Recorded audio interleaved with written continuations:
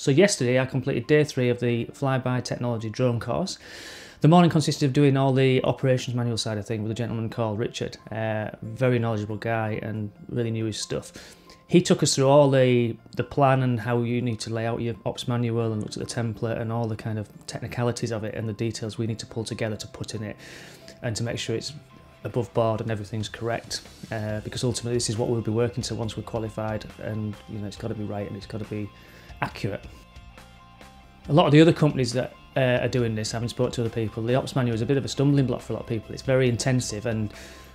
you're kind of left to get on with it, and that would be quite fearful for me, because having looked at the document yesterday, it's a big document, over 50 pages of information, and to get that laid out on your own, not with much assistance, I can imagine is an absolute nightmare and would take ages and possibly slow down the whole process. So the fact that Flyby work through you on that really closely, right up to the point of submitting it to the CAA, making sure it's all correct, obviously is going to speed up the whole process and make it a lot easier.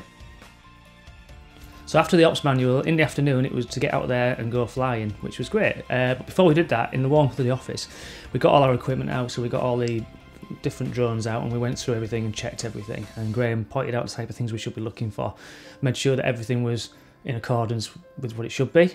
so when we got out there we weren't going to be stood around trying to suss things out in the freezing cold. We then all headed out in a convoy over to the practice site, which was a big field just on the A19 outside of York,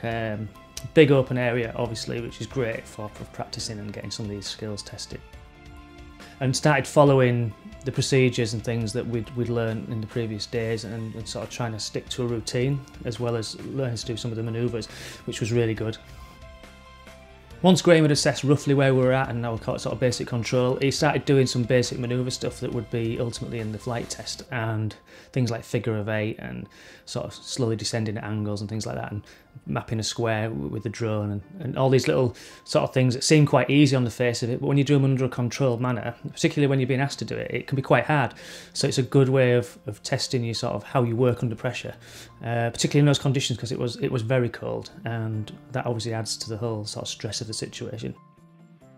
After going through some of the manoeuvres a few times, Graham asked us to move into what's called ATTI mode,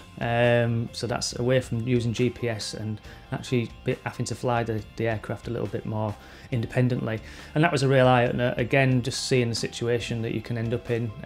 so you're not always going to be relying on technology, and he sort of taught us little hints and tips on how to use that and be able to fly the machine and safely and get a result that you need. So that's all about day 3 of the 5-day fast track course. Hopefully found it useful, give you an insight into what you actually do, because it's always nice to know. It's very difficult to sort of envisage this when you read lots of text on a web page. So yeah, hopefully this is really helping you decide if this kind of course is for you. So please keep an eye out for the next few videos about how I go on, and obviously the flight test side of things, and hopefully you get a bit of an insight into that as well. And that's everything. So thanks for watching.